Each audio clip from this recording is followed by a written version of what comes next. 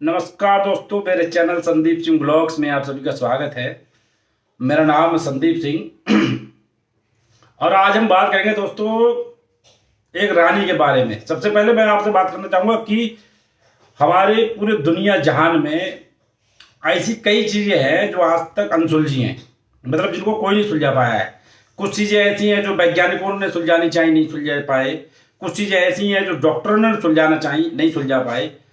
और कुछ चीज़ें ऐसे ही रहस्य बनी रह गई हैं, उनके बारे में किसी को कुछ पता ही नहीं है। कुछ लोगों की हत्या भी ऐसे हुई कि वो हत्या मतलब एक सस्पेंस बन के रह गई। उसमें पुराने ज़माने में चाहे जासूस लगे या फिर गुप्तचर लगे या फिर आज के ज़माने में पुलिस लगी, सीबीआई लगी, सीआईडी लगी, लेकिन कोई सुलझा नहीं पाया।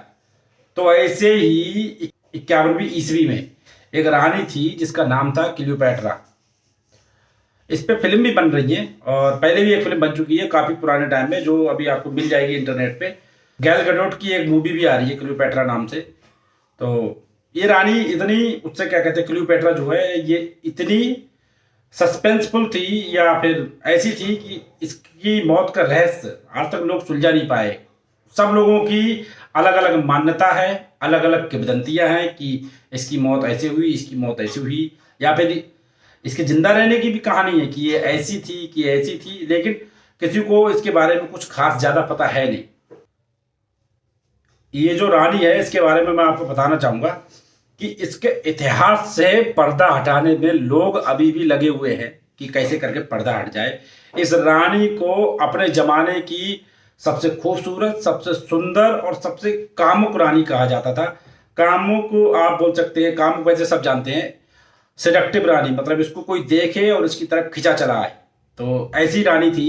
इंग्लिश में आप इसको सेक्सी भी बोल सकते हैं, लेकिन ये पुराने ज़माने की कहानी है तो सेक्सी सब सही नहीं रहेगा, कामुक सब सही रहेगा, मादक सब सही रहेगा। इसके बारे में जो भी लिखा गया है ना, उसके हिसाब से ऐसा कहा जाता है कि ये इतनी बड़ी षड्यंत्रकारी थी कि इसको जो भी पाना होता था वो एन केन प्रकार ये पा लेती थी। सपोज करो इसको किसी का राज्य पाना है तो उस राजा से अपने संबंध बनाएगी, जो भी करना हो करेगी। ये किसी भी हद तक गिरेगी या किसी भी हद तक उठेगी, लेकिन उस राज्य को ले लेगी। और फिर उस राज्य का जो रक्षक होता था या जो राजा होता था, बाद में वो कहाँ गायब हो गया पता ही नहीं लगता था। क्लियोपैट्रा को इतना ताकतवर माना जाता था कि रोम में 3 ताकतें थीं, Julius Caesar, Mark Antony and Octavian. इन तीनों की प्रतिद्वंदी थी। जूलियस सीजर की कहानी सबने पढ़ी है शेक्सपियर के थ्रू।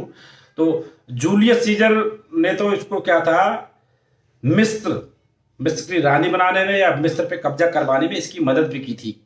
क्लियोपैट्रा के बारे में अगर बात की जाए तो चाहे जमाना ये हो चाहे जमाना वो हो, इसके बारे में कलाकार बहुत पुराने समय से चले आए।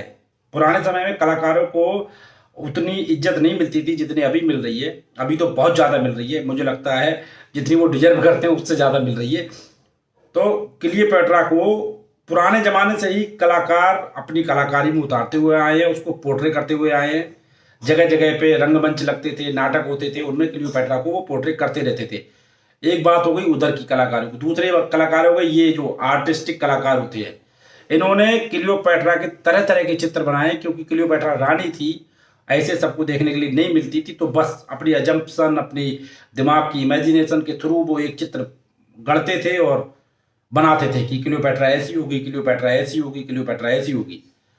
और जिन्होंने देखा था उन्होंने उसके बहुत कामुक चित्र भी बनाए हैं जिन पर ऑब्जेक्शन भी किया जा सकता है। इस तरह के चित्र भी बनाए और उनके हिसाब से क्लियोपैट्रा बहुत खूबसूरत थी। दोस्तों ये रानी जो थी ना, ये बहुत चालाक नेता थी, उस समय की लीडर थी, बहुत ज़्यादा चालाक। इसको 5 भाषाएं आती थी, तो वो भाषाएं इसकी नेतागिरी में और ज़्यादा सहायक होती थी।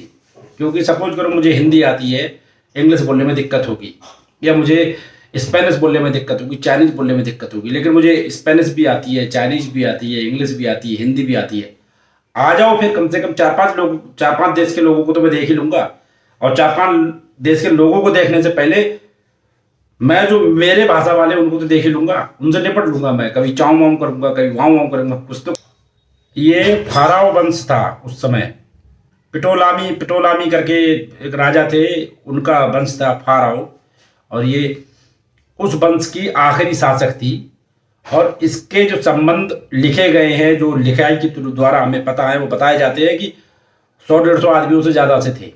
इसके आगे एक अजीब रिवायत और थी मिस्र की, कि सगे भाई से शादी करवा दी जाती थी। तो इसकी शादी, जो पहली शादी हुई थी, जो पहला संबंध हुआ था, वो इसके सगे भाई से हुआ था। वो इसलिए होता था जिससे कोई भी लड़की को उसके बाप की जायदाद से बेदखल ना कर सके। तो किताबों में ऐसा भी लिखा गया है कि जो इसकी पहली शादी हुई थी, इसके भाई से हुई थी, उसके बावजूद भी ये कमजोर नहीं पड़ी। इसने अपनी पकड़ जमाए रखी, अपने भाइयों को साइड में किया और ये मुख्य नेता बन के सामने उभर के आई। जब ये रानी 17 साल की थी, इसके बाप की हो गई मृत्यु।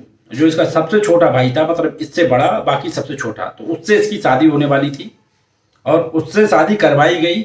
और उससे शादी करवाने के बाद में इसके भाई को हारना पड़ा, तो उसको सीरिया भागना पड़ा। सीरिया भागने के बावजूद भी इसने अपना साहस नहीं खोया। इसने कहा मैं अपना राज्य वापस लेके रहूंगी, चाहे कुछ भी हो जाए। तो ये जाके मिली जूलियस सीजर से। फिर जूलियस सीजर ने इसको इसका राज्य वापस दिलवाया। जब जूलियस सीजर की हत्या करवा दी गई, तो जूलियस सीजर की हत्या के बाद में जूलियस सीजर का जो बेटा था गायस ऑक्टेवियन सीजर, उसको राज्य दिया गया। लेकिन मार्क एंथनी जो था, वो नहीं चाहता था कि गायस ऑक्टेवियन सीजर को राज्य दिया जाए, इसलिए उसने विरोध किया। साथ में विरोध करने में मार्क एंथनी का जो साथ दिया था, वो दिया था क्लियोपैट्रा ने। और इन दोनों ने जम के लोहा लिया गायस ऑक्टेवियन सीजर से। लेकिन बाद में ये दोनों गए हार गए, तो उनको भागना पड़ा। अगर आप लोगों ने हॉटस्टार पे एक सीरीज है रोम, वो देखी होगी, तो आपने देखा उसमें क्लियोपैट्रा का जो है कैरेक्टर पोर्ट्रे किया गया है। तो उसमें आप देखेंगे वो रानी सांपों से कटवा के मरी थी। तो ऐसा ही था, जब ये सिकंदरिया भाग के आ गई थी, मतलब ये 60 जहाज लिए, इसने हार गई है ऑक्टेवियन सीजर से, इसने 60 जहाज लिए और ये भाग के आ गई। मार्क एंथनी इसके साथ भाग के आ जाता है और ऑक्टेवियन सीजर के कहने पे क्लियोपैट्रा जो है मार्क एंथनी को देती धोखा और उसको देती मरवा। लेकिन बाद में कुछ कारण ऐसे बनते हैं कि इसको भी आत्महत्या करनी पड़ती है। तो ये सांप रखती थी, उन सांपों से अपनी छाती पे कटवाती है और अपनी आत्महत्या कर लेती है। लेकिन बाद में जर्मनी के एक शोधकर्ता ने बताया कि इसकी हत्या सांपों के काटने से नहीं हुई थी, किसी मादक पदार्थ की अत्यधिक मात्रा लेने से हुई थी। कोई नशीला पदार्थ इसको दिया गया था, जो की मात्रा बहुत ज्यादा हो गई, वो झेल नहीं पाई, उसके बाद में इसकी डेथ हो गई। तो ये थी क्लियोपैट्रा की कहानी। अभी भी ये गुत्थी सुलझी नहीं है, अभी भी लोग सुलझाने में लगे हुए, क्या हुआ था। और मेरी नॉलेज के हिसाब से जितनी कहानी मेरे पास थी, मैंने आपको सुना दी। दोस्तों, वीडियो आपको कैसी लगी कमेंट सेक्शन में जरूर बताएं। चैनल को सब्सक्राइब कर दें और वीडियो अगर अच्छी लगी हो तो एक लाइक कर दें। और मिलेंगे किसी नेक्स्ट वीडियो में अगले दिन फिर। तब तक के लिए राम राम, सलाम, प्रणाम, सत श्री अकाल, केम चू, खड़ी खंबा, भारत माता की जय। जय हिंद, जय भारत, वंदे मातरम, जय हो, जय हो।